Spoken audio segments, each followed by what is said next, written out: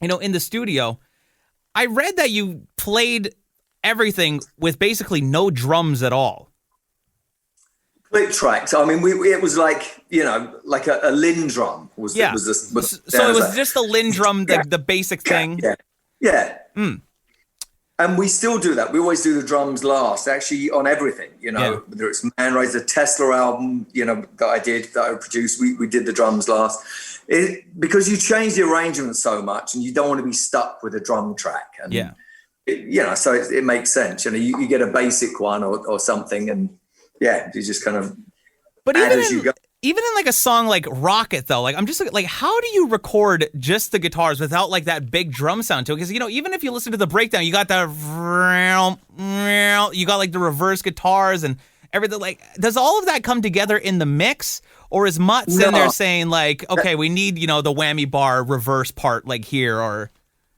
So it was just a work in progress. So that particular one, Joe Elliott come up with this. He said there was this great single from the 70s called Burundi Black. It was like an African tribal thing. Yeah. And it was a similar vibe to that. So we got this kind of drum pattern that kind of moved in the same way. And obviously it's nothing like the real one because it's, you couldn't do that. It was actually real people playing. So we worked a loop. We made a loop. And we played to that. So that was we just kind of stuck to that. The whole middle section, Nigel Green, who was the engineer on the record, I remember we started taking weekends off, which at first we didn't. We used to just plow through 7 days a week. And Nigel, this is really nerdy stuff. This is like... But this is what I want, because this is the stuff that nobody ever talks about. All right, so there's this delay unit called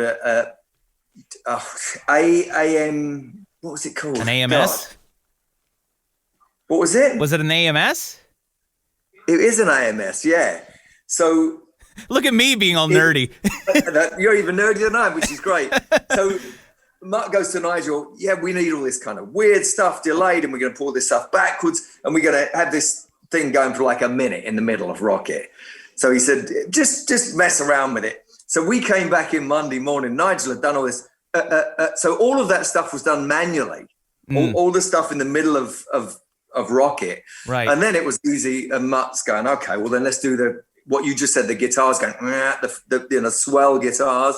Yeah. We just added that to it. And as soon as you do something like that, it opens up another door and you go, whoa, what about if we have the choir coming in here? Yeah. And backwards vocals coming in. So it's just an ongoing thing. And you stop when it reaches, when it's ready. Yeah, and there's so many things going on in like that big breakdown. There's even parts in there where it's like after the breakdown, it's got like it almost sounds like TIE fighters in Star Wars or something. Well, that was the idea, and some of that stuff it obviously is done in the mix. You got these stops, and you have guitars, and all is reversed. Yeah, they put all the stuff. They used to have these Fairlight machines that were samplers. Mm-hmm. We started on a Fairlight 1, went to the 2, I think there was a 3, and then it all got turned over to a Synclavier. These are all sampling units. Right.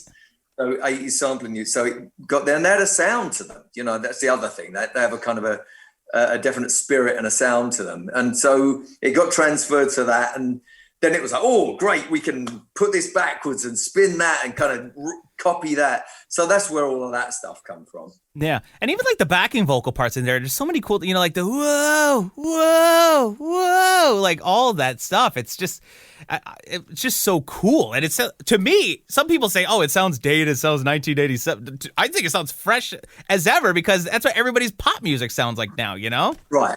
And I agree. And I think, some of that, if you want to listen to that, there's backing vocals from Gods of War backwards in Rocket. Yeah, like right off the top, it's got the "We're fighting for the Gods of War." Like, yeah, that one. Yeah.